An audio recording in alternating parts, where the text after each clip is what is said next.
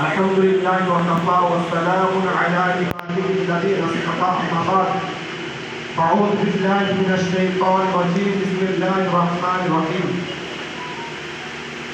اذكروني أذكركم واشكروا لي ولا تكفرون صدق الله العظيم সমস্ত প্রশংসা মহান আল্লাহ রাব্বুল আলামিনের দরবারে যিনি আমাদেরকে আজকে একটি মহান উদ্দেশ্যকে সামনে রেখে এই এমন এক উদ্দেশ্য যেটি রাসূলুল্লাহ সাল্লাল্লাহু আলাইহি ওয়াসাল্লাম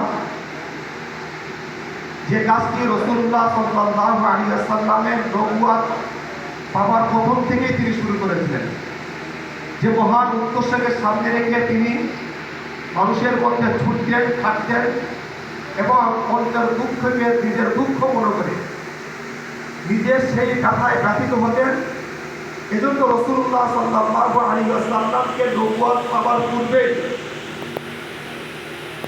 বিশ্ব সমাজ, বিশ্ব মানবতা, বিশ্ব ভ্রাতৃত্ববোধ রাসূলুল্লাহ সাল্লাল্লাহু আলাইহি ওয়াসাল্লামকে সেই অন্ধকার যুগেও দুটো নাম দিতে বাধ্য হয়েছে। একটি হলো আল আমিন, সত্যবাদী, আল সাদিক, আমানতকার।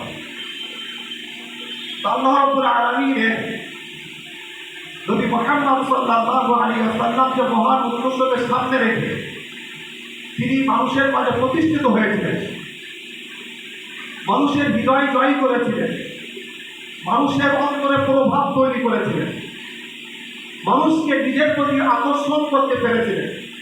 সেটি একমাত্র দাওয়াত ছিল, সেটি আখলাকের দাওয়াত। এমন এক দাওয়াত যে দাওয়াতে একবার কেউ যদি লক্ষ্য করে, গ্রহণ করে, পৃথিবীর কোনো মানুষ এখান থেকে সরে যেতে পারে না। মানুষ আকর্ষণ করে তিনটি জিনিসকে সামনে রেখে।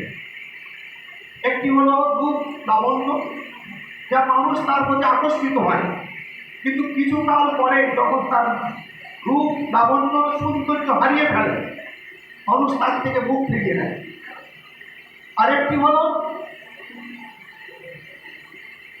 কৃতিত্ব, মহত্ব। তার মধ্যে যদি কোনো যোগ্যতা থাকে, কেউ যদি সুন্দর বক্তৃতা দিতে পারে, ক্ষণিকের জন্য কিছুকাল তাকে খেয়াল হয়, কিছুদিন তার জন্য মানুষ পাগল হয়। কিন্তু যদি কেউ হেসান করতে পারে, দুঃখের সময় পাশে দাঁড়াতে পারে, তো এমনভাবে তার হৃদয়ে আঘাত তৈরি করে, এমনভাবে তার হৃদয়ে